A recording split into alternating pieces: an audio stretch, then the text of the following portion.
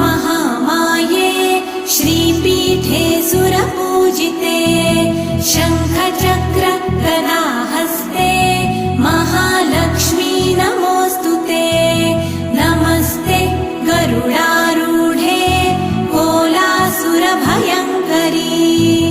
सर्वपाप हरे देवी महालक्ष्मी नमोऽस्तुते महादेव्यै च विद्महे विष्णुपत्न्यै च धीमहि तन्नो लक्ष्मी प्रचोदयात्।